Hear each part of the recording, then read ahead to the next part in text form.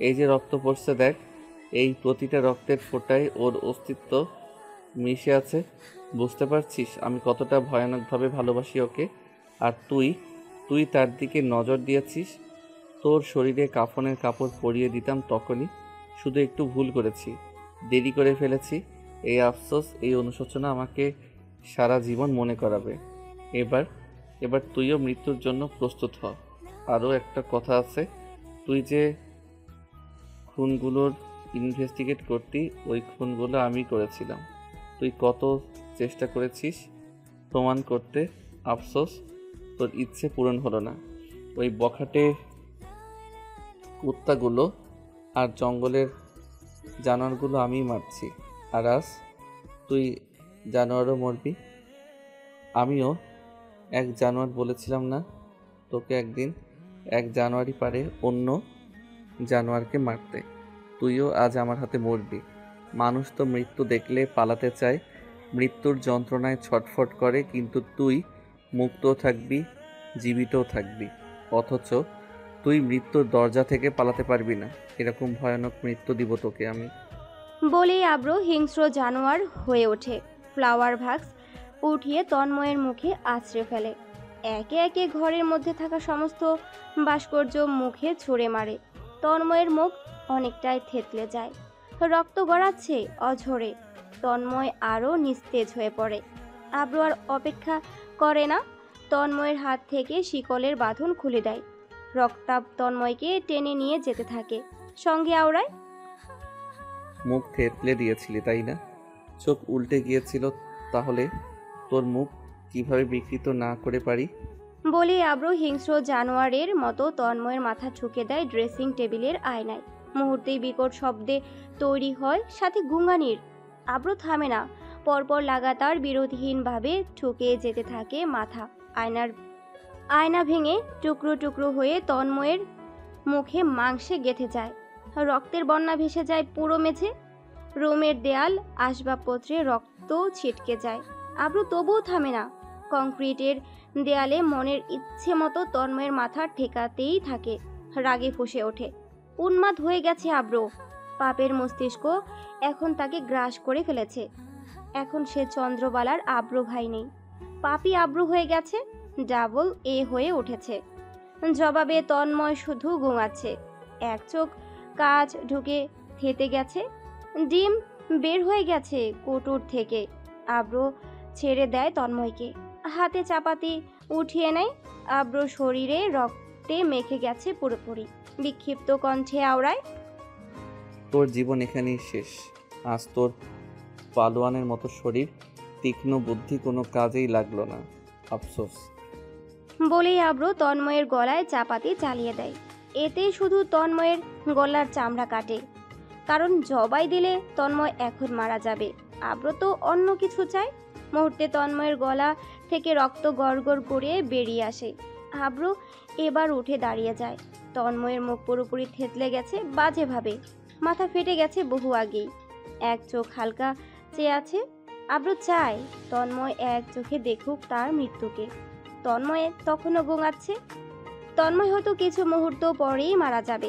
আব্রু চায় তার মৃত্যু যন্ত্রণাকে আর একটু বাড়াতে। আব্রু খালি গলায় হেঁটে যায় কিচেনের দিকে। সেখানে থাকা সিলিন্ডার গ্যাসের বোতলের হোস পাইপ ছুরি দিয়ে কেটে লিক করে দেয়। রেগুলেটর ঘুরিয়ে সঙ্গে আওড়ায় তাচ্ছিল্যের সাথে, আমি পাপী, তাই পাপ করি। পাপীর ধর্মই পাপ করা। পাপকেও পাপী দণ্ড বানায়, কারণ সে পাপী। বলেই আব্রু কিচেন থেকে বেরিয়ে আসে। শেষবারের মতো পরখ করে তন্ময়কে। তন্ময় এখনো বেঁচে আছে। রক্ত গড়াচ্ছে পুরো শরীর থেকে। মুখ থেতলে গেছে, মাথা ফেটে গেছে, গলা কেটে গেছে, এক চোখ খুলে পড়ে গেছে। কি বিভৎস চেহারা! আর ঠিক তার পাশেই তনয়া রাজের নিথর দেহ পড়ে আছে। তন্ময় টকবগে যুবক, শরীরে তাজা রক্ত। জান যেতে একটু সময় লাগবে। ঠিক তখনই তন্ময়ের ফেটে যাওয়া ঠোঁট দুটো সংলাপ করে কেঁপে কেঁপে ওঠে। পাপ বাপকেও ছাড়ে না, তোকেও ছাড়বে না। আব্রু জবাব করে, জন্ম হয়েছে মৃত্যুর জন্য, ভয় পাই না। আসুক মৃত্যু, আলিঙ্গন করব আমি তাকে। Happy journey. বলেই আব্র পকেট থেকে একটা সিগারেট বের করে জ্বালায়। ধীরে ধীরে মির্জা ভিলা থেকে বেরিয়ে আসে, হাতে এখনো জ্বলন্ত দেশলাই। ভিলার বাহিরে পা রাখতেই দেশলাই পেছনে ফেলে দেয় ছুঁড়ে। সিগারেট টানতে টানতে এগিয়ে আসছে গাড়ির কাছে। চারিদিক ঘুটঘুটে অন্ধকার, রাত বাড়ছে ক্রমাগত। আব্রর পালোয়ান দেহি, বস্ত্রহীন, শরীর পুরো উন্মুক্ত। ঠিক হঠাৎই এক বিকট আওয়াজ ভেসে আসে পেছন থেকে, সাথে তন্ময়ের শেষ বিকট চিৎকারও। সিলিন্ডার গ্যাসের বোতল বিস্ফোরণ হয়েছে, সাথে তন্ময় রাজ মির্জার অস্তিত্ব। প্রতিশোধ নিয়েছে আব্র। গাড়ির কাছে এসে সিগারেটটা ফেলে দেয় আব্র। পানির বোতল নিয়ে মুখ ধুয়ে নেয়, রুমাল দিয়ে যথাসম্ভব শরীরে রক্ত মুছে গাড়িতে চড়ে বসে। লক্ষ্য হাসপাতাল অহুর কাছে। চারপাশ ঘুটঘুটে অন্ধকারে ঢাকা। গভীর রাত, রাস্তা সম্পূর্ণ ফাঁকা। আব্র একা গাড়ি চালাচ্ছে, চোখে মুখে উদ্বেগের ছায়া। বাম হাতে স্টিয়ারিং আঁকড়ে ধরেছে, আর ডান হাতে ভয়ঙ্কর এক ক্ষত। চাপাতির কোপে ডান হাতে গভীরভাবে কাটা পড়েছে, রক্ত টলটল করে গড়িয়ে পড়ছে। ক্ষত এতটাই গভীর যে ওপরে সাদা চামড়ায় নিচ থেকে কাঁচা মাংস বেরিয়ে এসেছে। রুমাল দিয়ে হাত শক্ত করে বেঁধেছে, তবুও রক্ত থামছে না। চুইয়ে চুইয়ে রক্তের ফোঁটা গড়িয়ে পড়ছে সিটের গায়ে। আব্রর পরনে এখনো কিছু নেই, বিশাল পালোয়ান দেহ উন্মুক্ত, শরীর জুড়ে রক্ত আর ঘামের মিশ্রণ। তামাটে গায়ের রং আরো গাঢ়, আরো তৈলাক্ত হয়ে উঠেছে সংঘর্ষণের উত্তাপে। বলিষ্ঠ বুকে পশমের ফাঁকে ফাঁকে রক্ত জমাট বেঁধে আছে এখনো, সেই রক্ত যা সে নিজ হাতে ঢেলেছে তার প্রতিশোধের শিকার তন্ময়ের শরীরে। আন্ডারকাট চুলগুলো আজ এলোমেলো, ছন্ন ছাড়া। আব্র গভীর ভারী নিঃশ্বাস নিচ্ছে বারবার, মুখে শান্তির রেখা, কিন্তু বক্ষ দেশে অশান্ত। আব্র তাড়াহুড়া করে ছুটে চলেছে। গন্তব্য হাসপাতাল, ওহু সেখানে, কিন্তু কি অবস্থায় আছে তা জানা নেই। মোবাইলটাও সঙ্গে আনেনি, ইচ্ছাকৃতভাবেই ফেলে এসেছে মহলে। আব্রর অন্তরিক্ষে কিছুটা প্রশান্তি কাজ করছে, হয়তো সে কারণেই যে প্রতিশোধ এখন সম্পূর্ণ। কাকাকে দেওয়া প্রতিজ্ঞা সে রেখেছে। তন্ময়কে এক বীভৎস জঘন্য মৃত্যু উপহার দিয়েছে আব্র, কিন্তু এখনো একটা প্রতিজ্ঞা অপূর্ণ। আরেকটা কথা, আব্র দিয়েছিল তার কাকাকে তার পরীকে নিজের বৈধ চন্দ্রবলা করে ঘরে তোলার। কিন্তু হঠাৎ এমন প্রতিজ্ঞা কেন করলো? কেন আব্রর উত্তাল মনোভাব শুরু হলো তার বক্ষ জুড়ে? আব্র তো সর্বদা ভয় পেত নিজের অনিশ্চিত রক্তমাখা জীবনের সঙ্গে তার চন্দ্রবালাকে জড়াতে। আব্র চায় না তার পাপী জর্জর জীবনের সাথে তার চন্দ্রার পবিত্রতা স্পর্শ পাক। তবে আজ কেন এই পালাবদল? ওহু একা হয়ে পড়েছে, সেজন্য কি? বাবার মৃত্যু শোকে মেয়েটা নিজেকে আঙ্গার করে নিঃশেষ করে দিচ্ছে, সে কারণে? তাই কি আব্রর হৃদয় কেঁপে উঠেছে? বাবার আশ্রয়ে বন্দি মেয়েটা, সেই আশ্রয়টুকু আজ হারিয়েছে। তাই কি ভাবছে আব্র? ওহু আজ একা, পিতৃহীন, আশ্রয়হীন। আব্র জানে এই দুঃখ তার চন্দ্রাকে আরও বিপর্যস্ত করে তুলবে। এই সুখ, এই একাকিত্ব ওহুকে আরও মানসিকভাবে ভেঙে ফেলবে। নাকি এক মুহূর্তের জন্য আব্র গভীরভাবে উপলব্ধি করতে পেরেছিল, যখন ওহু বেনারসি পরে বউ সেজে আব্রুর সামনে দাঁড়িয়েছিল অন্য পুরুষের জীবনে প্রবেশের দ্বার প্রান্তে, এক মুহূর্তের জন্য আব্রুর বুকের ভেতরটা ছিঁড়ে গিয়েছিল। মনে হয়েছিল তার চন্দ্রা অন্য কারো হয়ে যাবে।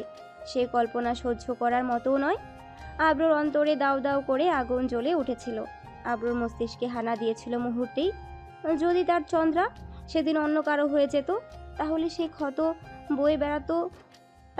ক্ষত বয়ে বেড়াতে হতো আজীবন পুরো দুনিয়াকে। তাহলে কি দুটো কারণই সত্য, দায়িত্ববোধ এবং ভালোবাসা? এই দুই শক্তির মিশ্রণে আব্র আজ নিজের পথ বদলে নিয়েছে, নাকি সত্য অন্য কিছু? ওহুর উপর শুধু আব্রর অধিকার খাটবে আজীবন। আজকের পত্রিকায় প্রথম পাতার শিরোনাম হয়ে উঠে এসেছিল আশফাক খানের মৃত্যুর খবর। কালকের পত্রিকায় শিরোনাম হবে তন্ময় রাজ মির্জা ও তনয়া রাজ মির্জার মৃত্যু সংবাদ। কারণ হিসেবে লেখা থাকবে গ্যাস বিস্ফোরণ। নিছক একটা দুর্ঘটনা বলে মনে হবে সকলের নিকট। আশফাক খানের মৃত্যুর মতন। তনয়া রাজ মির্জা তন্ময়ের আদরের বোন, তাকে খুন করার কোনো ইচ্ছে ছিল না আব্রোর, কিন্তু প্রতিশোধের জন্য তনয়াকে শেষ করে দেওয়া প্রয়োজন হয়ে উঠেছিল। তনয়ার মৃত্যু না হলে আশফাক খানের মৃত্যুর বদলাতো হয়তো কিছুটা অসম্পূর্ণ থাকতো। তন্ময়কে আব্র শারীরিকভাবে আঘাত করেছিল হয়তো, কিন্তু তার আত্মাকে ভেঙে টুকরো টুকরো করে দেওয়ার জন্য আব্র খাটিয়েছে এক নির্মম চাল। তন্ময়ের একমাত্র দুর্বলতা ছিল তার অসুস্থ বোন তনয়া, তাই ঠিক সেখানেই আঘাত করেছে আব্র। যেমনভাবে ওহু সহ পুরো খান পরিবার দগ্ধ হয়েছিল আশফাক খানের মৃত্যু শোকে, ঠিক তেমনই এক দহন দিতে চেয়েছিল আব্র তন্ময়কে, এবং তা দিয়েছেও। বিভৎস চেহারার সাথে ভেতরের আত্মাটাকেও মৃত্যু পূর্বে ভেঙে চূর্ণ বিচূর্ণ করে দিয়েছিল তন্ময়ের। ঘড়ির কাঁটা ঠিক 3টায় এসে এখনো থেমে দাঁড়ায়নি। হাসপাতালে চারপাশে এক নিস্তব্ধতা। অসুস্থ রোগীদের আত্মীয় স্বজনদের চাপা কান্নার শব্দ হারিয়ে গেছে দেয়ালের ভেতর। ডক্টরের কেবিনে বসে আছে আলিনা খান ও শিফা, চোখে উদ্বেগ মিছে, মুখে নীরবতাটা। আজমিন খানও এতক্ষণ পাশে ছিলেন, কিন্তু হঠাৎ কোনো জরুরি প্রয়োজনে কোথাও বেরিয়ে গেছেন। তিনি আবার ফিরবেন হয়তো কিছু মুহূর্ত বাদেই। কেবিনের বাইরে দাঁড়িয়ে আছে 3-4 জন সুদৃঢ় দেহের নিরাপত্তা রক্ষী, কালো শার্ট প্যান্টে আচ্ছাদিত। তারা কড়া পাহারায় রেখেছে ওহু ও আলিনা খানকে। অপরদিকে খান পরিবারের বাকিরা রয়েছে মহলে, আজমিন খানের স্ত্রী ওহুর আম্মি জানের পাশে। আশফাক খানের শেষবারের মতো মহল থেকে নিয়ে যাওয়ার পর কান্না থেমে গেছে তাদের। চুপচাপ বসে আছে সকলে বোবার মতো, চোখের পানি শুকিয়ে গেছে, শরীরের শক্তি আর বিদ্যমান নেই চিৎকার করে কাঁদার জন্য। তবুও মাঝে মাঝে কোনো স্মৃতি হঠাৎ মনে পড়লে কারো কণ্ঠে ফেটে পড়ে তাদের চাপা ক্রন্দন। কেবিনের নীরবতা প্রথমে ভাঙে আলিনা খানের উদ্বিগ্ন প্রশ্নে। ডক্টর, কি হয়েছে? ও সবকিছু ঠিক আছে তো? ডক্টর হুমায়ুন সিদ্দিকী গভীর মনোযোগ ওহুর সিটি স্ক্যানের রিপোর্টগুলো দেখছিল।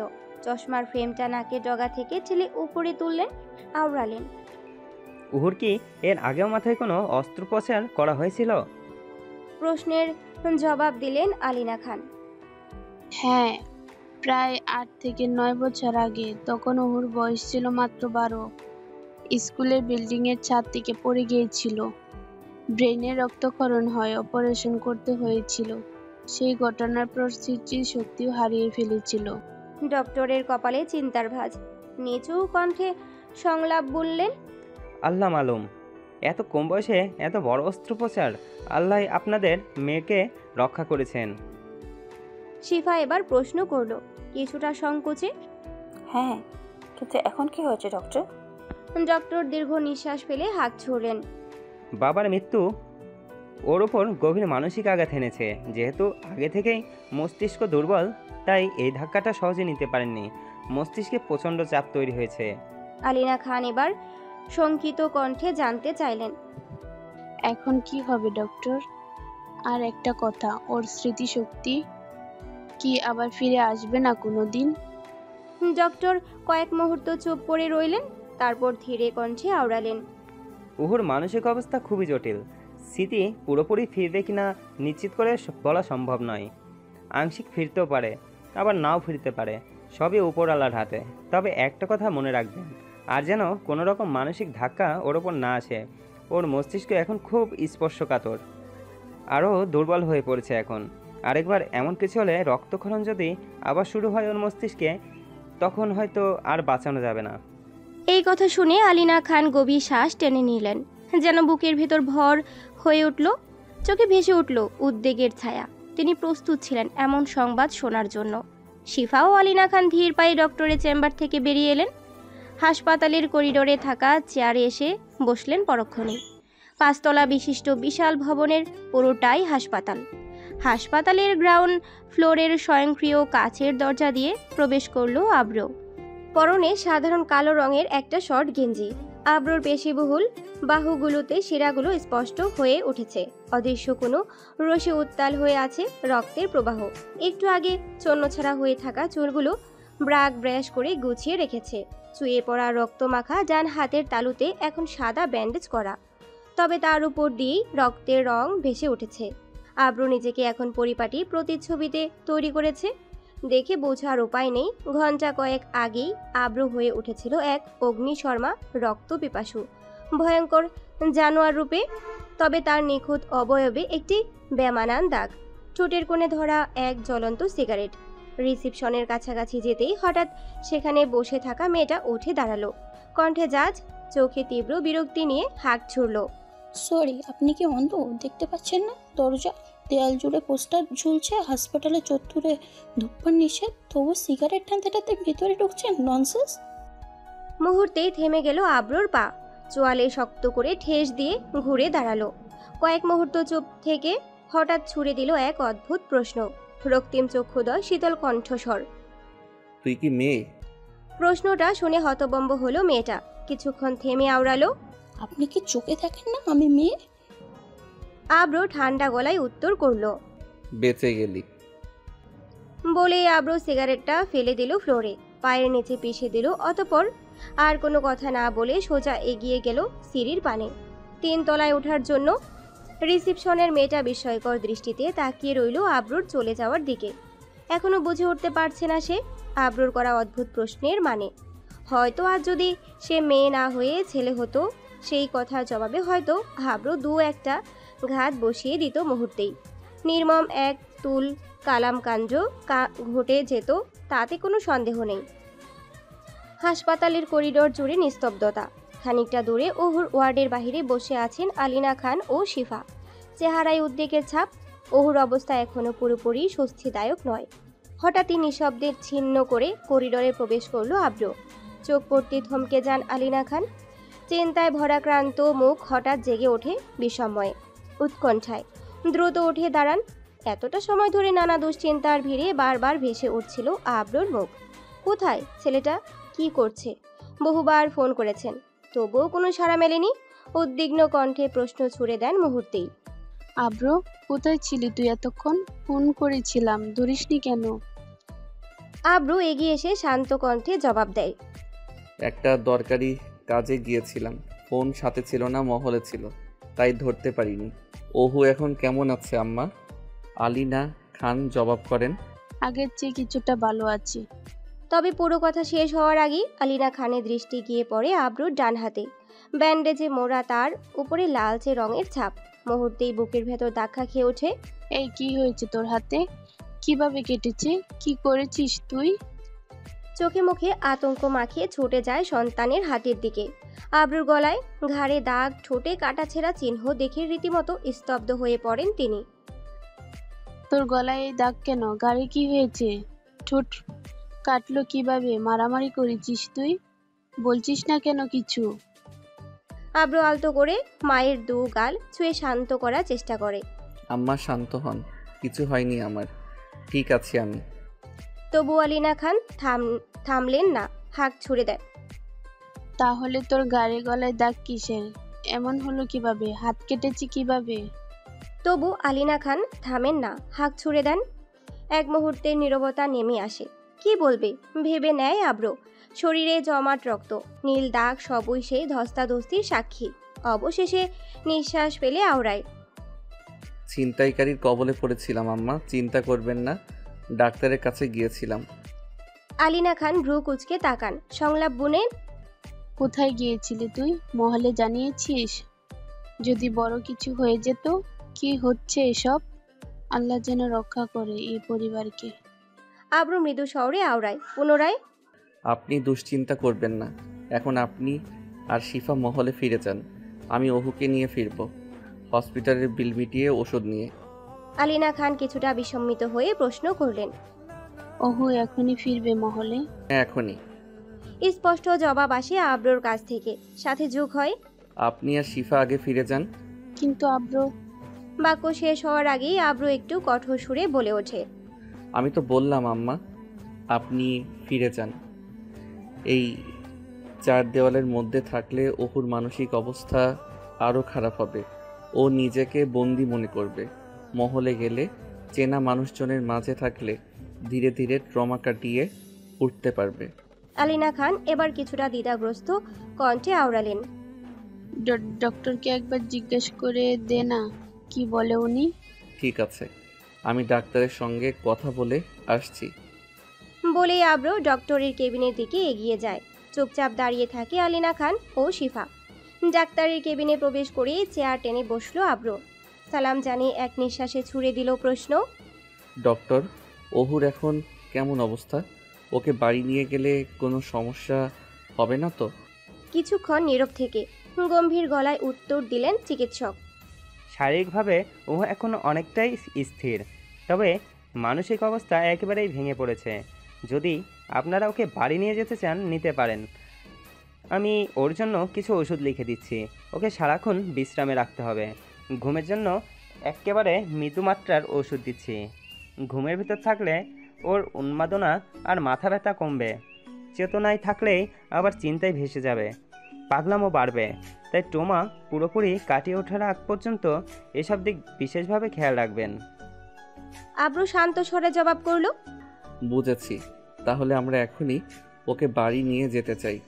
আর একটা কথা ছিল, ট্রমার প্রভাবে ওহু যদি স্মৃতি ভুলে যায় সে ব্যাপারে কিছু বলবেন? স্মৃতি ভুলে গেলেও সমস্যা নেই, অভ্যাস হয়ে গেছে। আব্রর সংলাপ শুনে ডাক্তার চমকালেন। আব্রর মুখের দিকে তাকিয়ে কিছু বুঝে উঠতে পারলেন না। এই প্রশ্নে স্তব্ধ হয়ে রইলেন তিনি। এ কিরকম প্রশ্ন? কিন্তু উত্তর শোনার অপেক্ষা না করি আব্র উঠে দাঁড়ায়। বিদায় জানিয়ে কেবিন থেকে বেরিয়ে যায় নিঃশব্দে।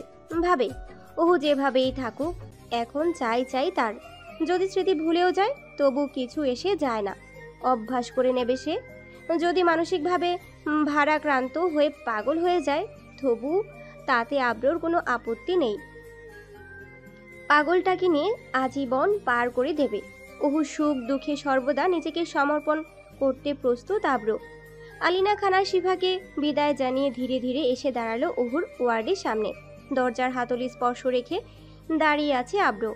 ওহুর মুখোমুখি হওয়ার আগে বুকের গভীরে গুমড়ে উঠেছে দ্বিধা।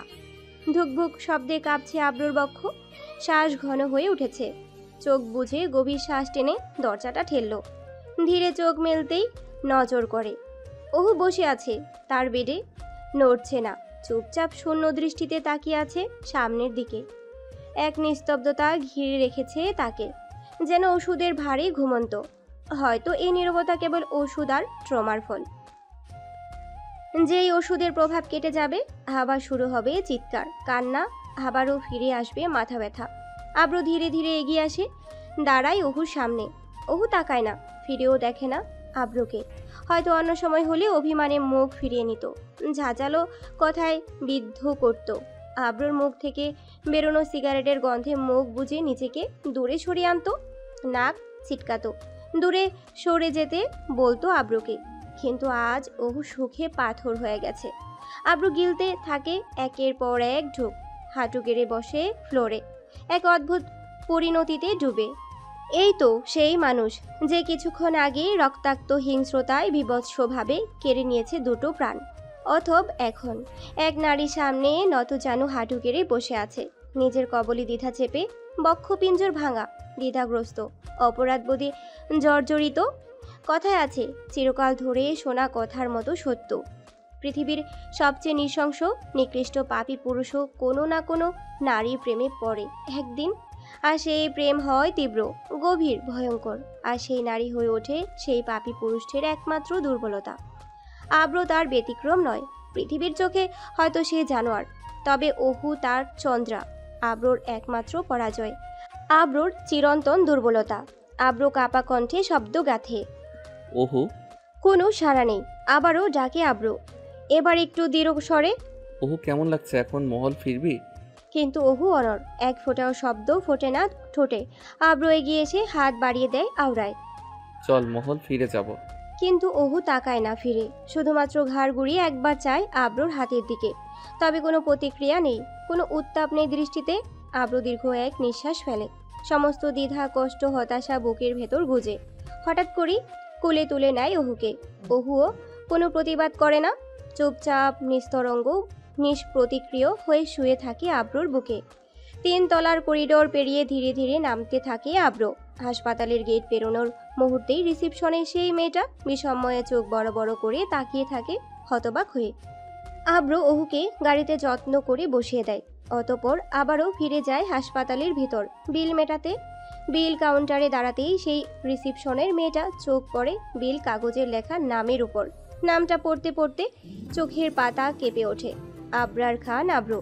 এই নামের ওজন বুঝতেই মুহূর্তেই মেয়েটার মুখে রক্ত শুকিয়ে দেয়। আব্রু আর কোনো কথা না বলে হাসপাতাল থেকে বেরিয়ে আসে। দ্রুত ওষুধ নিয়ে ফার্মেসি থেকে বেরোয়। এসে চুপচাপ ওহুর পাশে বসে ড্রাইভিং সিটে। মধ্য নিশীথ, গাড়ি চলছে আপন গতিতে। অন্ধকারে হারিয়ে যাওয়া একাকিত্বে ফাঁকা রাস্তার দুপাশে ছড়ানো ল্যাম্পপোস্টের আলো গলে পড়েছে তেজ ঢালা পথে। পথের দুধারে সারি সারি গাছ যেন রাতের প্রহরী হয়ে দাঁড়িয়ে আছে। সেই পথ বেয়ে ছুটে চলেছে আব্রুর কালো মার্সিডিস। আব্রু শক্ত হাতে স্টিয়ারিং ধরে রেখেছে। পাশে বসে আছে ওহু। চোখ মুখ ফুলে গেছে কাঁদতে কাঁদতে, তবে এখনো নিঃশব্দ সেই কান্না। আব্রু সেই চোখের জলে ডুবে যাওয়া প্রতিটি ফোঁটার প্রতিশোধ নিয়েছে। প্রতিটি ব্যথার রক্তিমত্ব সে দিয়েছে। তবু একটা শব্দ উচ্চারণ করতে পারছে না। হয়তো কোনোদিনও সে বলবে না কিছুই। কিছু অনুভবেরা আমৃত্যু নীরব থাকাই ভালো। সব কথা জেনে নেওয়া যায় না, জানাও উচিত নয়। ওহুর প্রতি ক্ষণিক নাড়াচড়া টের পাচ্ছে আব্রু। চোখের পলকে পড়ে যাচ্ছে বারবার। শ্বাসে কাঁপুনি। ওষুধের ঘোর হয়তো কাটতে শুরু করেছে। আব্রু প্রতিটা মুহূর্তে তাকাচ্ছে ওহুর দিকে গভীর দৃষ্টিতে, কিন্তু ওহু একবারও চোখ তুলে তাকায় না। হয়তো এখনো সে ঘুরেই ডুবে আছে। মহলের গেট অবধি পৌঁছানোর প্রতি টসক্ষণে আব্রু মনে মনে বলে গেছে, আজ না হয় কাল একদিন তুমি আমার বৈধ চন্দ্রা হবে। তারপর তোমায় চোখ ভরে দেখব। আপাতত তোমায় লুকিয়ে দেখে তৃপ্তি খুঁজি। রাগ করো না চন্দ্রা। মহলে ফিরে এসে আব্রু ওহুকে নিজের কক্ষে শুয়ে দেয়। তারপর ডাকে শিফাকে। সঙ্গে নিয়ে আসে এক প্লেট তেহেরি। শিফা, তুই ওহুকে খাবারটা খাওয়াইয়ে দে। ওকে ওষুধ দিতে হবে। ঠিক আছে ভাইয়া। শিফা যত্ন করে খাবার খাওয়ায় ওহুকে। আব্রু দূর থেকে চুপচাপ সেই দৃশ্য দেখে। শিফা চলে গেল। আব্রু নিচেই এগিয়ে আসে। কোমল হাতে ওহুর মুখে ওষুধ তুলে দেয়। ততমধ্যে একটা ছিল ঘুমের ওষুধ। তারপর পালঙ্কে শুয়ে দিয়ে ধীরে ধীরে কাঁথা টেনে দেয় ওহুর গায়ে। অতপর আব্রু নিঃশব্দে বসে পড়ে ওহুর পাশেই। হাত রাখে ওহুর মাথায়। আঙ্গুলে ছুঁয়ে যায় চুল। চারপাশে রাত মিলিয়ে যাচ্ছে। ধীরে ধীরে দূর থেকে বেশি আসছে ফজরের আজান। শেষ রাতের হিম হাওয়ায় জানালার পর্দা উড়ে এসে বাতাস ছড়িয়ে দিচ্ছে ঘরের কোণে কোণে। বারান্দার দরজা খোলা। পালঙ্ক থেকে দেখা যায় ঘন কালো আকাশ। আব্রু হঠাৎ এগিয়ে এসে ঠোঁট ছোঁয়ায় ওহুর কপালে। এক নীরব ছোঁয়া। ওহু কোনো সাড়া দেয় না। হয়তো ঘুমিয়ে পড়েছে ইতিমধ্যে। আব্রু ধীরে উঠে দাঁড়ায় পালঙ্ক ছেড়ে। একবার শেষবারের মতো তাকায় ওহুর দিকে। চেয়ে থাকে কিছুক্ষণ, তারপর বেরিয়ে যায় রুম থেকে। ওহুর আম্মি যান অনেক আগেই ঘুমের ওষুধে গভীর নিদ্রায় মগ্ন। খান পরিবারের সবাই যেন নিঃশ্বাস ফেলে জেগে থাকা এক দুঃস্বপ্নে ঘুমাতে চায়। আব্রু নিজ কক্ষে ফিরে আসে। ফ্রেশ হয়ে এসে গিলে নেয় এক স্লিপিং পিল। তারপর শরীর এলিয়ে দেয় পালঙ্কে। চোখ বন্ধ করে নেয়। বুক ভরে টেনে নেয় এক দীর্ঘ নিঃশ্বাস। বিভীষিকাময় এক দিনের সমাপ্তি ঘটে। বর্ষা তখন নিজের খেয়ালে খেলে বেড়াচ্ছে প্রকৃতির উঠোন জুড়ে। আকাশের গা ঘন করে নেমে আসে বাষ্পের চাদর। বিজলির ঝলক আর বজ্রের গর্জনে দুলে ওঠে আকাশ বাতাস। সে সময় ওহু তৃতীয় শ্রেণীতে পড়ে। স্কুল বিল্ডিংয়ের নিচে দাঁড়িয়ে আছে। হাতে ধরা ছোট্ট একটা টুকরো পাথর। পাশে দাঁড়িয়ে আব্রুর হাতেও পাথর। দুজন নেমেছে পাথর ছুবার এক নিবিড় প্রতিযোগিতায়। ওহু দিককে দিক চাওয়া চঞ্চল চোখে মুখ বাঁকিয়ে বলে ওঠে, আমারটা বেশি দূর যাবে আব্রু ভাইয়া। তাকায় ওহুর দিকে শীতল কণ্ঠে বলে বলি ছুড়ে, ওহু, এভাবে ঢিল ছুললে কারো গায়ে লাগতে পারে। পরে খেলবি, এখন নয়। ওহু হেসে ওঠে তাচ্ছিল্য গলা মোচড়ায়। বুঝেছি, আপনি পারবেন না তাই না? খেলতেই চাইছেন না? আব্রু গভীর নিঃশ্বাস ফেলে আওড়ায়, ঠিক আছে, যেহেতু তোর মনে হয় আমি ভয় পাচ্ছি, তাহলে ছোড় দেখি। ওহু মাথা জাগায়, হাত গুটিয়ে নিশানা করে পাথর ছুঁড়ে দেয় সামনের দিকে। কিন্তু হঠাৎ ঘটে যায় এক বিপত্তি। আচমকা একটা মেয়ে পথচ্যুত হয়ে সামনে এসে পড়ে। ঢিল গিয়ে লাগে তার কপালের কোণে। হালকা রক্ত গড়িয়ে পড়ে। রক্ত থেকে মেয়েটার মুখ থেকে বেরিয়ে আসে বুক ফাটা চিৎকার। সারা স্কুল কেঁপে ওঠে সেই চিৎকারে। চারপাশ থেকে ছাত্রছাত্রী এসে জড়ো হয়। অস্থির ভিড়। শিক্ষকরা ছুটে আসে, একের পর এক প্রশ্নের ধেয়ে আসে। কে মারলো ঢিল? কে মারলো? অনেকেই জানে না আসল ঘটনা, তবে সন্দেহ আর ইশারায়, চোখের ইশারায় আঙ্গুল উঁচিয়ে দেখিয়ে দেয় অহু আর আব্রুর দিকে। তখনই এগিয়ে আসে এক শিক্ষক, চোখে মুখে রোষের আগুন। আব্রু এক পা এগিয়ে আসে, নরম কণ্ঠে ফিসফিস করে আওড়ায়, ওহু, তুই পেছনে যা। শিক্ষক কাছে এসে বজ্রের মতো গর্জে ওঠেন। কে ছুঁড়েছিল ঢিল? আব্রু চুপচাপ দাঁড়িয়ে থাকে, তারপর গম্ভীর কণ্ঠে বলে, আমি ঢিল ছুঁড়েছিলাম, কিন্তু বুঝিনি কারো গায়ে লাগবে। তুমি কি অবুঝ? বুঝতে পারোনি? এসো, চলো আমার সাথে টিচার্স রুমে, তোমার পানিশমেন্ট হবে। শিক্ষক রাগে ফুঁসতে ফুঁসতে হাত ধরে টেনে নিয়ে যায় আব্রুকে। আব্রু কোনো প্রতিবাদ করে না, শুধু একবার পেছন ফিরে তাকায় ওহুর দিকে। ওহু সেই স্থানে দাঁড়িয়ে থাকে নিঃশব্দে, ছোট হৃদয়ে ঢেউ তোলে অপরাধ বোধে। ভাবেনি আব্রু ভাই এমন করে নিজের কাঁধে তুলে নেবে ওহুর ভুল। ঠোঁট দুটো ভারী হয়ে আসে, এক দৃষ্টিতে আব্রুর চলে যাওয়ার পথে স্থির হয়ে তাকিয়ে থাকে। ভয় আর বেদনায় কাঁপে কাঠবিড়ালির মন। ওদিকে টিচার্স রুমে দাঁড়িয়ে আব্রু, মাথা নিচু, চোখে না কোনো অনুতাপ, না কোনো দ্বিধা, শুধু একরাশ আশঙ্কায় বক্ষ চেপে ধরেছে। একটাই ভয়, কারো কাছে না বা সত্য বলে ফেলে তার কাঠবিড়ালিটি। মেয়েটিকে ততক্ষণে নিয়ে যাওয়া হয়েছে স্কুলের হাসপাতালে। সাদা চাদরে মোড়ানো শয্যা, পাশে ওষুধের গন্ধে ভরা নিঃশ্বাস, আর উদ্বিগ্ন মুখে নার্সের ছুটে চলেছে। রক্তের রেখা মুছে ফেলা হয়েছে, মাথায় চেপে দেওয়া হয়েছে ঠান্ডা কাপড়ের টুকরো। এদিকে টিচার্স রুমে আব্রু দাঁড়িয়ে আছে অপরাধের দায় মাথায় তুলে। শিক্ষকরা তাকে প্রশ্নের পর প্রশ্নে জর্জরিত করেছেন। কেন ছুঁড়েছিল ঢিল? কেন সতর্ক ছিল না? কিভাবে এমন অনুশাসনের বাহিরে পা ফেলল? প্রশ্ন আসে একের পর এক, কণ্ঠে শাসনের ঝাঁজ। শেষমেশ ঘোষিত হয় শাস্তি, বেত্রাঘাত। হাতের তালু প্রসারিত করে দাঁড়ায় আব্রু, মাথা নিচু, চোখে এক অভ্রান্ত ধৈর্য। ব্যাত উঠে আসে, তারপর নেমে আসে বারবার দুহাতের তালুতে। আঘাতের তালু পুড়ে যাচ্ছে, কিন্তু তবু মুখে একটা বারের জন্য আহ শব্দ অবধি ফুটছে না। শাস্তির পর ক্লান্ত ভঙ্গিতে টিচার্স রুম থেকে বেরিয়ে আসে আব্রু। দরজার বাইরে করিডোরে পা রাখতেই টের পায় ঘন্টা পড়ে গেছে। চারপাশে নিস্তব্ধতা, সবাই হয়তো নিজ নিজ শ্রেণীকক্ষে ফিরে গেছে। ওহু হয়তো চলে গেছে তার ক্লাসরুমে, ভয়ে কুঁকড়ে উঠেছে হয়তোবা। আব্রু দীর্ঘ শ্বাস ফেলে ধীরে পা বাড়ায় মাধ্যমিক স্কুল ভবনের দিকে। হাতে জমে ওঠা রক্ত, বেতের নির্মম ঘাতে লাল হয়ে আছে তালু, চামড়ার নিচে জ্বালা, শিরায় শিরায় ব্যথা, কিন্তু আব্রুর মুখে এক বিন্দু যন্ত্রণা নেই। ঠোঁট কঠিন, চোখ স্থির। আব্রুর হৃদয়ে গহীনে শুধুই এক আশঙ্কা, ওহু যদি কোনো কিছু বলে ফেলে, যদি সে নিজের দোষ স্বীকার করে বসে। এই ভয়টাই আব্রুর দুর্বলতা হয়ে বুকের কোণে জমে রয়েছে পাথরের মতো। ওহুর স্কুল ছুটি হয়েছে, আব্রুর সঙ্গেই 4টা বেজে গেছে। স্কুল গেটের প্রান্তে দাঁড়িয়ে আছে ওহু, চোখে মুখে একরাশ উদ্বেগ আর প্রতীক্ষার কায়া। একে একে বিদ্যার্থী সকলে গেট পেরিয়ে চলে যাচ্ছে, কিন্তু ওহু, যার জন্য এত অপেক্ষা, সে যেন এখনো অধরা। অবশেষে দেখা মিলল আব্রুর। শ্রেণীকক্ষ থেকে বেরিয়ে স্কুল বিল্ডিং থেকে নেমে ধীর পায়ে এগিয়ে এলো। আব্রু চক্ষু আশ্রয় খুঁজে পেল কাঠবিড়ালিকে দেখে, বক্ষ শান্তি অনুভব করলো। আব্রু কিছু বলার পূর্বেই ওহু প্রশ্ন ছুড়ে দিল উদ্বিগ্ন হয়ে মাথা নুইয়ে। আব্রু ভাইয়া, সরি, কি হয়েছে আপনার? টিচার্সরা কি খুব পানিশমেন্ট দিয়েছে আপনাকে? আব্রু চায় না ওহু আরও উদ্বিগ্ন হোক, গলা স্বরে স্বস্তির ছোঁয়া এনে হাঁক ছুড়ল। কিছু হয়নি, একটু বকেছে শুধু। চল এখন মহল যাই। তুই আবার কাউকে কিছু বলিসনি তো? ওহু দ্রুত মাথা নেড়ে নিশ্চয়তা দেয়। না না না, আমি কিছু বলিনি কাউকে। আব্রু হালকা স্বরে আওড়ালো। তাহলে ঠিক আছে, সামনে পা বাড়া এখন। ওহু মাথা দুলিয়ে এগিয়ে চলে। ভেবেছিল আব্রু ভাই হয়তো রেগে যাবে তার উপর, কারণ প্রথমেই তো নিষেধ করেছিল তাকে। ওহু সে নিষেধ মানেনি, তবুও আব্রু ভাই নিজের কাঁধে সব দোষ চাপিয়ে নিয়েছে। স্কুল ছুটি হয়েছে, দরুন চারদিক তখন ছেলে মেয়েদের কোলাহলে মুখর।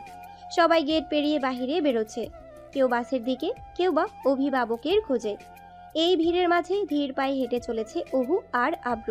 গন্তব্য তাদের খানিক দূরে দাঁড়িয়ে থাকা গাড়ি, যা হয়তো আজও প্রতিদিনের মতো এসে দাঁড়িয়েছে তাদের ফিরিয়ে নিতে মহলে।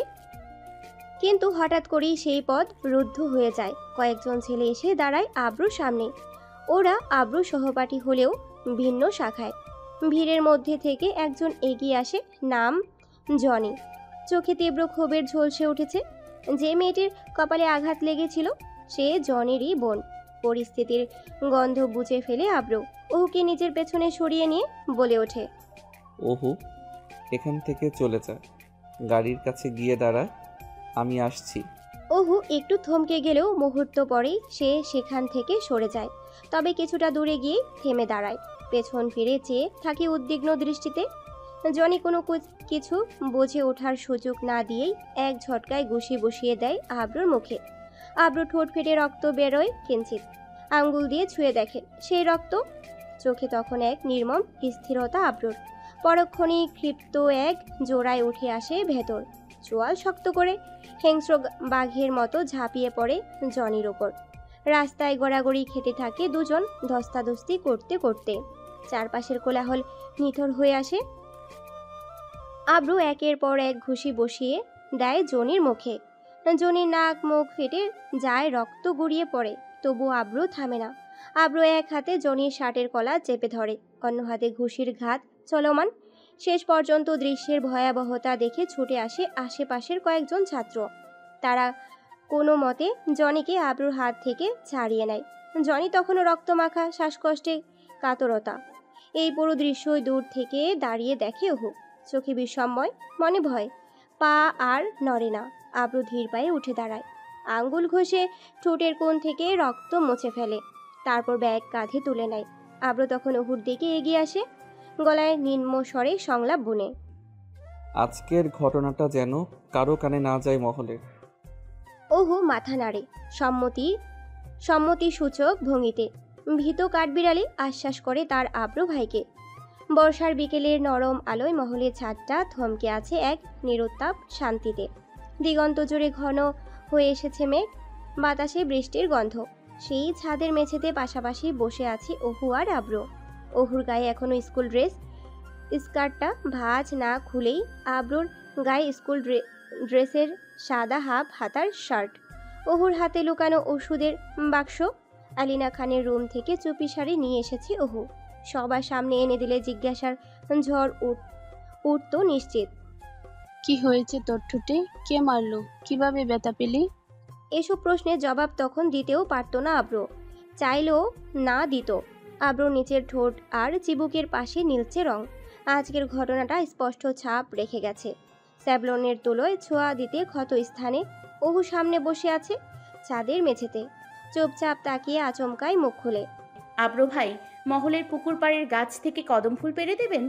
আব্রুর হাত থেমে যায় এক মুহূর্ত। স্যাবলনের শেষি হতে নিয়ে তাকায় ওহুর দিকে, চোখে একটু খোঁচা মেশানো হাসি। বলল, দিতে পারি, তবে শর্ত আছে। ওহু ঠোঁট বাঁকায়। কি শর্ত বলেন? জবাব আসে, আজ স্কুলে যা হয়েছে সেটা মহলের কেউ জানে না যেন, আর আম্মা তাকে তো একদমই না। ওহু মাথা নাড়ায়, নিশ্চিত ভঙ্গিতে প্রতিজ্ঞা হৃদয়ে গেঁথে নিয়ে আওড়ায়। কাছে পিঙ্কি প্রমিস, কাউকে বলবো না। বলে ওহু আঙ্গুল বাড়িয়ে দেয়। আব্রু মুচকি হেসে তুলো নামিয়ে রাখে পাশে। ওহুর কনিষ্ঠ আঙ্গুলের দিকে নিজের আঙ্গুল এগিয়ে যায়, ছুঁয়ে বলে আড়াআড়িভাবে, পিঙ্কি প্রমিস, আমার কাঠবিড়ালি। কাঠ বিড়ালি। বলে ওহু হঠাৎ চিৎকার করে ওঠে। পরে ঘুমন্ত অবস্থা থেকে হতবিহ্বল, আতঙ্কিত, কপালের ঘাম ফোটায় ফোটায় গড়িয়ে পড়ছে। দুহাত দিয়ে মাথা চেপে ধরে বসে পড়ে। বুকটা যেন ছিঁড়ে বেরিয়ে আসতে চাচ্ছে। নিঃশ্বাস নিচ্ছে গভীর, ঘন ঘন। এ স্বপ্ন নাকি নিজের হারিয়ে যাওয়া অতীতের কোনো এক টুকরো? তাতে তো কেউ কোনোদিন বলেনি সে কে ছিল, কি ছিল তার অতীত। নিজেও মনে করতে পারছে না কিছু। এক ধূসর শূন্যতা চেয়ে আছে ওর স্মৃতিপটে। অথচ ইদানিং বারবার মস্তিষ্কের কোণে উকি দিচ্ছে এমন কিছু দৃশ্য, এমন কিছু শব্দ যা অতীতের বার্তা বহন করছে বোধহয়। ওহু সবসময় আশেপাশের মানুষদের মুখে শুনেছে নিজের অতীতের কথা। টুকরো টুকরো অস্পষ্ট সব বিবরণ, কিন্তু নিজের চোখে কোনোদিন তা দেখতে পায়নি। কল্পনার মানুষ যা দেখে তা তো তার মস্তিষ্কের গহীনে জমা স্মৃতির প্রতিচ্ছবি, কিন্তু ওহর মস্তিষ্ক তো শূন্য। কিভাবে কল্পনা করবে সে নিজের অতীতকে? ওহুর অনেক দিনের ইচ্ছে ছিল যদি একবার কল্পনায় হোক নিজের অতীতকে দেখতে পারত। আজ এই মুহূর্তে সেই ইচ্ছে কি তবে পূর্ণ হলো? কিন্তু প্রশ্ন একটাই, যা সে দেখল সেটা কি সত্যি তার অতীতের কোনো এক খণ্ড, নাকি নিছক কল্পনা? কিভাবে বুঝবে ওহু? কিভাবে জানবে সত্যি আর কল্পনার পার্থক্য? ব্যথায় মাথা চেপে ধরে সে, উত্তর খুঁজে নিজেকে প্রশ্ন করতে থাকে বারবার। হয়তো আব্র ভাই জানেন। হ্যাঁ, তিনি নিশ্চয়ই জানবেন। যদি আব্র ভাইকে সব খুলে বলা হয় তাহলে হয়তো তিনি বলতে পারবেন সত্যি কি আজ তার অতীতে ফিরে এসেছে। ওহু হঠাৎ খুব স্পষ্ট মনে করতে পারে সেদিন রাতে জ্বরের ঘোরে আব্র ভাই বারবার কাঠবিড়ালি বলে ডাকছিলেন। ওহু একটু আগেও নিজেও দেখেছে আব্র তাকে বলেছিল শেষ অংশে, পিঙ্কি প্রমিস আমার কাঠবিড়ালি। তবে কি কাঠবিড়ালি ছিল ওহুর নিজেরই ডাকনাম? কিন্তু পরদিন যখন ওহু জানতে চেয়েছিল আব্র ভাই অস্বীকার করেছিল, এড়িয়ে গিয়েছিলেন বিষয়টা। কিন্তু সেই ডাক, সেই নাম এখনো কানে বাজছে ওহুর। হয়তো এই নামেই কেউ একসময় ভালোবেসে ডাকতো তাকে। সে মানুষটা আব্র ভাই নয়তো। আশাব খানের মৃত্যু পেরিয়ে গেছে অনেক দিন। ধীরে ধীরে নিজেকে গুছিয়ে নেওয়ার চেষ্টা করছে ওহু, তবে পুরোপুরি পারেনি এখনো অবধি। ওহু আটকে গেছে অতীত আর বর্তমানের মাঝখানে, নিজের অস্বস্তিতে এক অস্পষ্ট ধূসর সীমান্তে। আব্র ভাই এতদিন নিরবিচারে পাশে থেকেছেন, সযত্নে আগলে রেখেছেন ওহুকে। যখন যা প্রয়োজন ছিল নিজ হাতে সামলেছেন সব। কিন্তু ওহু এখন অবধি কোনো কথা বলেনি আব্রর সঙ্গে। বালিশের পাশ থেকে চশমা তুলে চোখে চড়ল ওহু। দেয়াল ঘড়ির দিকে তাকাতেই হৃৎপিণ্ড থেমে গেল। শুয়ের কাঁপনে সময় দাঁড়িয়ে সন্ধ্যা 6টার দৌড় গড়ায়। ঘাবড়িয়ে গিয়ে সাইড টেবিল থেকে ফোন তুলল। পর্দায় চোখ যেতেই কপাল চাপড়ায়। পারুর একের পর এক কল, একটাও রিসিভ করা হয়নি। আতঙ্কিত হয়ে ছুটে নেমে এলো পালঙ্ক থেকে, ঢুকে পড়ল ওয়াশরুমে। সামনে ভার্সিটির সেমিস্টার, প্রস্তুতির দায়ে বুক চাপে ভারী। জীবনের এক জটিল জঞ্জালে কখন যে 12টা বেজে গেছে। পড়ার হাতের কাজ সেরে প্রস্তুত হয়ে বেরিয়ে পড়ল ওহু। কাঁধে ব্যাগ ঝুলিয়ে দ্রুত পায়ে হেঁটে গ্যারেজে পৌঁছে গাড়িতে চড়ে বসলো। মুহূর্তেই গাড়ি ছুটে চলল সময়ের সাথে পাল্লা দিয়ে। সময় বয়ে চলে, শোক ধীরে ধীরে স্মিত হয়। মানুষ বাস্তবতা মেনে নেয়, ভুলে যেতে চায়। তবুও কিছু মানুষের হৃদয়ে এক কোণে কিছু ক্ষত থাকে অমলিন, অপ্রকাশিত। আশফাক খানের মৃত্যু শোকে সময়ের ঢেউয়ে কিছুটা মুছে গেছে, তবুও কিছু মুখে চাপা কান্না রয়ে গেছে কিছু মানুষের ভেতরে। ওহুর আম্মিজান জানালার গ্রিলে মাথা ঠেকিয়ে চেয়ে থাকেন। চোখে ভাসে তার এক অনন্তহীন প্রশ্ন, আমাদের পথ চলা কি আরো একটু দীর্ঘ হতে পারতো না? ওহির আব্বা, আপনি তো স্বপ্ন দেখেন নিজের পরীকে সাজিয়ে গাছছাড়া বাঁধবেন, উৎসব করে সকলকে ডেকে বলবেন, এই আজ আমার পরী বিয়ে, সবাই দোয়া করবেন আমার পরীর জন্য। তাহলে কেন আজ এমন হলো? কেন আমার পরীকে একা রেখে সমস্ত স্বপ্ন ফেলে হঠাৎ আপনি চলে গেলেন? এই প্রশ্নের উত্তর নেই, অথবা থাকলেও সেটা কারো জানার নয়। যারা জানতো তারা সবাই মারা গিয়েছে, কিন্তু আব্রু এখনো বেঁচে আছে। একটি নিঃসঙ্গ মুখ, এক অস্পষ্ট উত্তর হয়ে। কাকির সেই প্রশ্নের জবাব হয়তো আব্রু কোনোদিন দিতে পারবে না মুখ ফুটে। আর আশফাক খান, তিনিও যেন বাতাসে ফিসফিসিয়ে বলেন, আমি তো বাঁচতেই চেয়েছিলাম, তারা যে আমায় বাঁচতে দিল না। পালন শাক বেছে দিচ্ছে রান্নার প্রস্তুতিতে হঠাৎ সামনের টেবিলের উপর রাখা ফোন বেজে উঠল। শিফা চমকে মুখ তুলে তাকালো, হাতে তুলে নজর করলো। স্ক্রিনে ভেসে উঠেছে একটা নাম, আশরাফ তালুকদার। মুহূর্তেই বুকের গভীরে এক অজানা কাঁপুনি ছড়িয়ে পড়ল, হাতটা কেঁপে উঠল অজান্তেই। ওদিকে ফোনের মালিক আলিনা খান কিছুক্ষণ আগে পাশে বসেছিলেন, এখন তিনি উপরে গিয়েছেন হঠাৎ কোনো দরকারে। ঠিক তখনই সিঁড়ি বেয়ে নিচে নামতে নামতে আলিনা খান শিফাকে প্রশ্ন ছুড়ে দিলেন, চোখে উদ্বেগ। কে ফোন করেছে শিফা? শিফা ঢুক গিলে কাপা কণ্ঠে জবাব করলো, চাচি, আশরাফ ভাইয়া কল করেছে। তাহলে ফোন ধরে আছিস কেন? রিসিভ কর। হ্যাঁ, রিসিভ করতেই যাচ্ছিলাম। শিফা ফোনটা কানে নিল, ধীরে আওড়ালো। হ্যাঁ, হ্যালো। ও পাশে নীরবতা, আবার হাঁক ছুড়ল। হ্যালো। কোনো উত্তর নেই, একটানা নিস্তব্ধতা। তারপর ফোনের অপর প্রান্ত থেকে ভেসে এলো টুংটাং। কলটা কেটে গেছে। আলিনা খান একটু এগিয়ে প্রশ্ন বুনলেন, কিরে, ফোন কেটে দিল নাকি? হয়তো।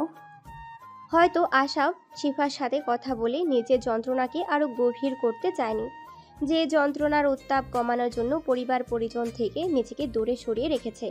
আশাব এখনো লন্ডনে। আশফাক খানের মৃত্যু বার্তার দিনেই সে খবর পেয়েছিল। তখন গোসলের প্রস্তুতি চলছিল মৃতদেহের। চাইলেও টেকের জোগাড় করতে পারেনি সময় মতো। পরিবারের সকলেই তখন তাকে বোঝায় এমন অবস্থায় আর আসার দরকার নেই। পরে এসে তবে কিছু না বলেই কেটে দেওয়া সেই ফোন কলটা যেন বলে গেল জমে থাকা যন্ত্রণা আর অতীতের ব্যথা। আকাশ হঠাৎই কেঁপে উঠেছে। শুরু হয়েছে ঘন ঘন বজ্রপাত আর মুষলধারে বৃষ্টি। যদিও এখন বর্ষাকাল নয়, কক্সবাজার উপকূলে ঘূর্ণিঝড়ের প্রলয় আঘাত হেনেছে। তার প্রভাব ছড়িয়ে পড়েছে শহরের আকাশেও।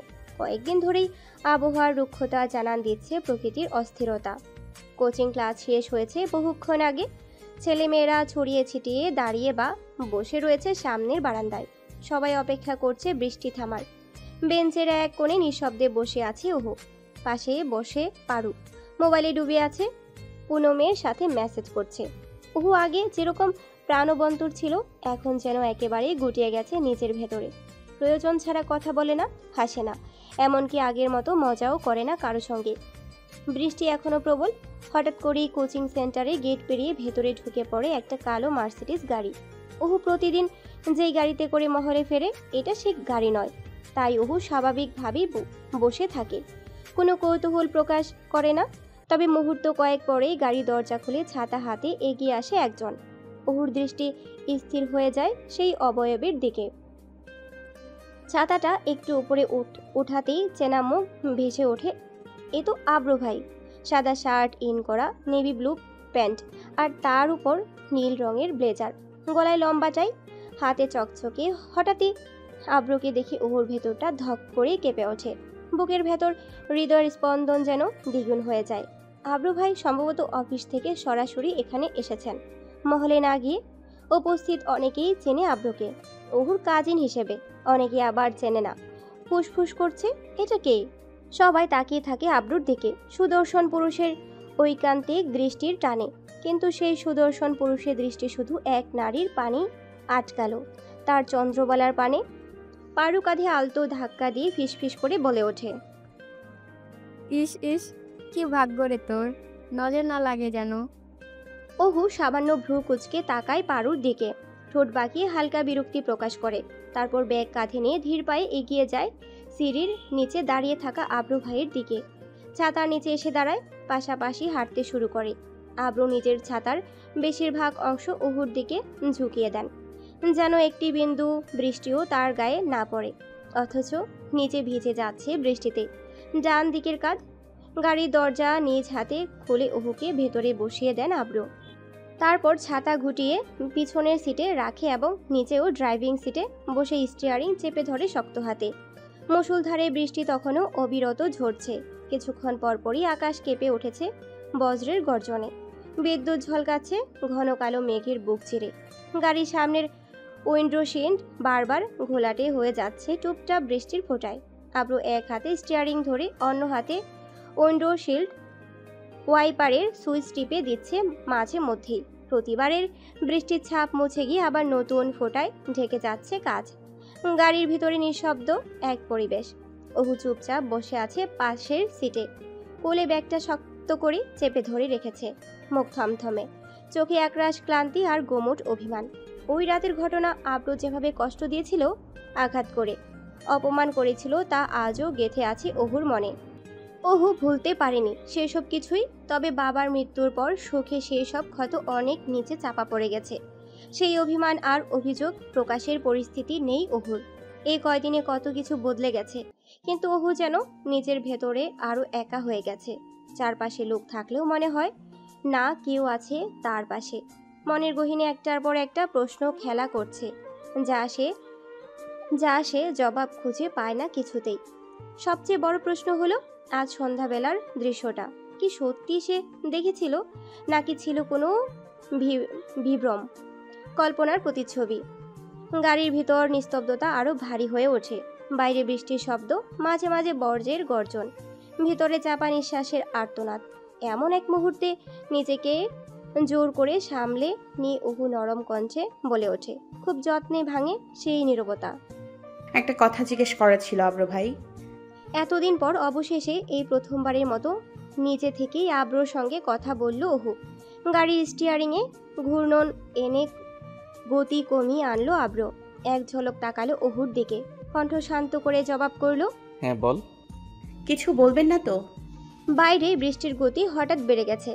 জানালায় বৃষ্টির ফোঁটা টাপ টাপ শব্দ করে পড়ছে। গাড়ির গতি আরও ধীর হলো। আব্র সাড়া দিল, সংযত কণ্ঠে হাঁক ছুড়ল, না কিছু বলবো না, তুই বল। অহু ঢুক গেলে সাহস সঞ্চয় করে প্রশ্নটা ছুড়ে দিল নরম গলায়, আচ্ছা, আপনি কি আমাকে ছোটবেলায় কাঠবিড়ালি বলে ডাকতেন? আব্রর বলিষ্ঠ দেহে হঠাৎ করে শীতল হয়ে উঠল। মুহূর্তে হৃদস্পন্দন বেড়ে গেল, শ্বাস ভারী হয়ে উঠল। কোনো ভাবনার অবকাশ না দিয়েই চলন্ত গাড়ি আচমকা ব্রেশ কষালো ফাঁকা রাস্তায়। বৃষ্টির মধ্যে অহু আটকে উঠল, বলে ছুড়ল উদ্বিগ্ন হয়ে, কি হয়েছে, হঠাৎ করে গাড়ি থামালেন কেন? আব্রুর বুকের ভেতর শ্বাস ওঠানামা করছে দ্রুত, চোখ স্থির হয়ে আছে। অহুর চোখে তীক্ষ্ণ, বিসম্মিত হয়ে যেন কোটর থেকে এক্ষুনি বেরিয়ে আসবে। ভাবনার গহ্বরে ডুবে নিজেকেই প্রশ্ন করল, এই কথা অহু জানলো কিভাবে? অতীত তো ওর মনে থাকার কথা নয়, আর বর্তমানেও তো সে কিছুই বলেনি। কাঠবিড়ালি নামটা তো ছিল কেবল তাদের দুজনের মধ্যকার একান্ত গোপন ডাকনাম, যার খবর অন্য কেউ জানতই না। আর বিস্ময়ের ভারে কাপা কণ্ঠে প্রশ্ন করল, তুই কিভাবে জানলি এ কথা? অহু মাথা নিচু করে ধীর কণ্ঠে জবাব দিল, জেনেছি। জানি না কতটা সত্যি, একটা অদ্ভুত ঘটনা ঘটেছে। কিছু বলবেন না তো? আমি বুঝে উঠতে পারছি না এটা আমার কল্পনা না সত্যি। আব্রোর এক হাত এখনো স্টিয়ারিং চেপে ধরে আছে, এক পাশ হয়ে চেয়ে রইল অহুর দিকে। উদ্বিগ্ন গলায় হাঁক ছুড়ল, না কিচ্ছু বলবো না, তুই বল, সব বল খুলে, কি হয়েছে? অহু একবার মাথা নাড়ল, তারপর নিচে চেয়ে রইল কিছুক্ষণ। এক নিঃশ্বাস নিয়ে ধীরে ধীরে সে বলতে শুরু করলো সেই ঘটনা। আপনার কি এমন কিছু মনে আছে? স্কুল বিল্ডিংয়ের নিচে আমরা দাঁড়িয়ে ঢিল ছুঁড়ছিলাম প্রতিযোগিতা করে। হঠাৎ এক ঢিল গিয়ে লাগে এক মেয়ের কপালে, কেটে রক্ত পড়ে। আমি ভয়ে কাঁপছিলাম। তখন আপনি এক মুহূর্ত ভাবলেন না, সব দোষ নিজের কাঁধে তুলে নিলেন। আপনাকে টিচার্স রুমে নিয়ে যাওয়ার হয় শাস্তির জন্য। স্কুল ছুটির পর মহলে ফেরার পথে জনি নামে এক ছেলের সঙ্গে আপনার মারামারি লাগে যায়। আপনি তার নাক মুখ ফাটিয়ে দিলেন, অথচ একটু পিছু পা হননি, ভয় পাননি। সেদিন বিকেলে স্কুল থেকে ফিরে ছাদের ওপর চুপচাপ বসেছিলাম আমরা দুজন। আমি বড় চাচির ঘর থেকে লুকিয়ে এনে দিয়েছিলাম ঔষধের বক্স। পুকুরের ধারের সেই কদম গাছটা মনে আছে? আমি হয়তো বায়না করেছিলাম ওই গাছে থেকে কদম ফুল এনে দিতেন। আপনি বৃষ্টির মধ্যে গা ভিজিয়ে গিয়েছিলেন ফুল পাড়তে। আর তারপর আপনার কণ্ঠে উচ্চারিত শব্দটা, পিঙ্কি প্রমিস আমার কাঠবিড়ালি। সব কথা এক নিঃশ্বাসে বলে থেমে যায় অহু। আশেপাশের জগৎ স্তব্ধ। আব্রু কোনো শব্দ করে না। আব্রু হেলান দিয়ে বসে আছে গাড়ির সিটে, চোখে এক গভীর দৃষ্টি, মুখে মৃদু হাসি। দৃষ্টি নিবদ্ধ অহুর মুখে, যেন সময় থেমে গেছে, শুধু স্মৃতির পাতা উল্টে যাচ্ছে তার মনের আয়নায়। আব্রু নিঃশব্দে শুনছে নিজের অতীত, নিজের কাঠবিড়ালির কণ্ঠে, এমনভাবে যেন সে বিশ্বাসই করতে পারছে না যে এই মুহূর্তে তার জীবন ফিরে এসেছে, তার চন্দ্রার মনে রাখা অতীত টুকরোয়। বৃষ্টি তখনও ঝরছে, গাড়ি থেমে আছে নির্জন ফাঁকা রাস্তায়। স্মৃতির ঘোর ভাঙে অহুর কণ্ঠে, আব্রু ভাই বলুন না, কাঠবিড়ালি কি আসলে আমার ডাকনাম ছিল? আর আমি যা বললাম সেটা কি শুধুই আমার কল্পনা, নাকি সত্যি কোনো ঘটনা? আপনি তো জানেন সব। আব্রু হঠাৎ বাস্তবে ফিরে আসে, তবে উত্তরে উত্তেজনার কোনো ছাপ নেই তার চোখে মুখে। এইরকম স্থিরভাবে ঠোঁটের কোণে সেই পরিচিত মুচকি হাসি নিয়ে বলে ওঠে, প্রথম প্রশ্নের উত্তর এখনই দিতে পারবো না, তবে খুব শিগগিরই দেব। তবে এটুকু জেনে রাখ, তুই যা দেখেছিস, যা মনে পড়েছে তা কোনো কল্পনা নয়। এটা তোর অতীতেরই এক ঝলক, সত্যি এক টুকরো স্মৃতি। অহুর ঠোঁটের কোণে ফুটে ওঠে এক নির্মল হাসি। শুধু এক খণ্ড স্মৃতি নয়, এক টুকরো ভরসা। মাত্র 12 বছরের পুরনো অতীতের মনে পড়া এক টুকরো সম্বল। আর দেরি করে না আব্র, গাড়ির ইগনিশনে হাত রাখে। ধীরে ধীরে আবার গাড়ি ছুটে চলে বৃষ্টির মধ্য দিয়ে। রাস্তায় ভেজা অন্ধকার ছাপিয়ে অহু আর আব্রুর মুখে সমানভাবে ছড়িয়ে থাকে এক শান্তির হাসি। ঘন মেঘে আকাশ ঢেকে আছে, দিগন্ত জোড়া অন্ধকার। মুষলধারে বর্ষণ ভেজা রাতে ধীরে ধীরে গাড়ি এসে থামে খানমহলের পাথর খচিত গেটের সামনে। ঝমঝম বৃষ্টির শব্দে আকাশ পাতাল একাকার। গাড়ির পেছনের সিট থেকে আব্রু ছাতা তুলে দেয় অহুর হাতে, আওড়ায় নম্র কণ্ঠে, তুই যা, আমি এখন যাব না মহলের ভেতরে, আমি এক জায়গায় যাব। অহু কোনো প্রশ্ন করে না, কোনো শব্দ ছাড়াই গাড়ি থেকে নেমে পড়ে। ছাতা মেলে ধরে দ্রুত পা চালায় মহলের গেটের দিকে। অহু গেট পেরিয়ে ভেতরে ঢুকতেই আব্রু হঠাৎ বাম পাশের পাঁজর চেপে ধরে। তীব্র যন্ত্রণায় তার দেহও কেঁপে ওঠে। নিঃশ্বাস নিতে কষ্ট হচ্ছে তার। প্রচণ্ড বেদনাকে যেন দাঁতে দাঁত চেপে সহ্য করছে। এইটুকু পথে বড় কষ্টে নিজে ড্রাইভ করে এসেছে। অহুর সামনে নিজের দুর্বলতা প্রকাশ করতে চায়নি। আজ নয়, তবে খুব শীঘ্রই সমস্ত প্রশ্নের উত্তর সে দেবে। গাড়ি দরজা ঠেলে বাইরে আসিয়া আব্র ভারী বর্ষণের ভেতর হাঁটু গেড়ে বসে পড়ে ভেজা পিচ ঢালা রাস্তায়। বুকের বাম পাশ এখনো হাত দিয়ে চেপে ধরে আছে। আশ্চর্য, যে পুরুষ কুস্তির ময়দানে পাহাড় সমান প্রতিপক্ষকে মাটিতে মিশিয়ে দিতে পারে, সেই পুরুষ আজ একটি নারীর বলা অল্প কিছু অতীত স্মৃতিতে এতটাই কেঁপে উঠেছে যেন তার পাঁজর ভেঙে বেরিয়ে আসবে হৃদয়। তবে এ বেদনা কষ্টের নয়, এক অনিবর্চনীয় আনন্দের। যদি ওহুর সমস্ত অতীত ফিরে আসতো, তবে হয়তো আব্রু খুশিতে হৃদয় ভেঙে মারাই যেত। আব্রু এখন পুরোপুরি ভিজে গেছে বৃষ্টিতে। পরক্ষণেই উঠে দাঁড়ায়, মাথা তুলে আকাশের দিকে ছলছল চোখে বিদায়ী চিৎকারে বলে ওঠে, তুই তাকে শুধু তার জীবনের একখণ্ড অতীত নয়, আমায় আমার জীবনও ফিরিয়ে দিয়েছ। শুক্রিয়া তোমার নিকট। তারপর আব্রু মুচকি হাসি হাসে। বেশ কিছুক্ষণ পর আব্রু পেছনে ফিরে চেয়ে দেখে তার ঠিক পেছনে দাঁড়িয়ে আছে চন্দ্রবালা। চোখ মেলে তাকিয়ে থাকে। অবাক হয় আব্রু। অহু তো মহলের ভেতরে চলে গিয়েছিল, তবে এখন আবার এখানে বৃষ্টিতে ভেজা এই নির্জন রাস্তায় কখন এসে দাঁড়ালো? অহুর মাথায় ছাতা নেই, পুরো বৃষ্টিতে ভিজে গেছে আব্রুর মতন। আব্রু ধীরে ধীরে পা বাড়িয়ে এগিয়ে যায় অহুর দিকে। ঠিক সেই মুহূর্তে অহু এক নিঃশ্বাসে প্রশ্ন ছুড়ে দেয়, আপনি তো বলেছিলেন যাবেন না, তাহলে এখানে বৃষ্টিতে ভিজছেন কেন? মিথ্যে বলেছিলেন আমায়? আব্রু এবার আর কোনো রাগ দেখায় না, বরং এক ফালি হাসি ঝরে পড়ে ঠোঁটের কোণে। নিজের কাঁধ থেকে ভেজা ব্লেজার খুলে চন্দ্রার মাথায় তুলে দেয়। তারপর নিঃশব্দে চন্দ্রার কপালে নিজের কপাল ঠেকিয়ে ফিসফিসিয়ে বলে ওঠে, এই বৃষ্টি স্নাত ঘোর সন্ধ্যায় আমি তোমাকে আরো কাছে থেকে, তুমি আমাকে আরো কাছে থেকে, যদি জানতে চাও তবে ভালোবাসা দাও, ভালোবাসা নাও, ভালোবাসা দাও, ভালোবাসা নাও। নোটিশ বোর্ডের সামনে দাঁড়িয়ে অহু। বিশাল দেয়াল জুড়ে টানানো হয়েছে একখানা বোর্ড। তাতে সারি সারি নাম, রোল নম্বর আর পরীক্ষার সময়সূচি। অহু একাগ্র দৃষ্টিতে বারবার খুঁজছে। চোখ বড় বড় করে বারবার স্ক্রল করছে নামের তালিকা। কপালের ভাঁজে উদ্বেগ জমে উঠেছে ধীরে ধীরে। আশ্চর্য, তার নাম নেই সেখানে।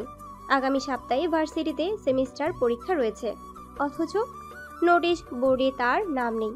এ কিভাবে সম্ভব? অহু তো ভালোই পারফর্ম করেছে বিগত পরীক্ষাগুলোতে। গড়ে 70% নম্বর আর উপস্থিতির হার 85%-এরও বেশি। এমন একজন ছাত্রীর নাম যদি বাদ পড়ে, তবে এর পেছনে নিশ্চয়ই কোনো রহস্য লুকিয়ে আছে। হঠাৎই পারু পাশে এসে দাঁড়ায়। অহু উত্তপ্ত কণ্ঠে জিজ্ঞেস করে, পারু, তোর নাম আছে না? পারু চোখে মুখে বিস্ময়ের কোনো রেখা নেই, কণ্ঠে আত্মবিশ্বাস আর ভ্রুকুটি ছুঁয়ে জবাব করে, হ্যাঁ, আমার তো নাম আছেই, এমনকি শিলারও নাম আছে। অথচ জানিস ওর ফল এত খারাপ, তবুও তাকে সুযোগ দেওয়া হয়েছে। তাহলে তোর নাম নেই কেন? মাথা নিচু করে অসহায় স্বরে হাঁক ওঠে। আমি নিজেও কিছু বুঝে উঠতে পারছি না। এই নিয়ে 4 বার খুঁজলাম, কিন্তু নাম নেই। কি করব এখন?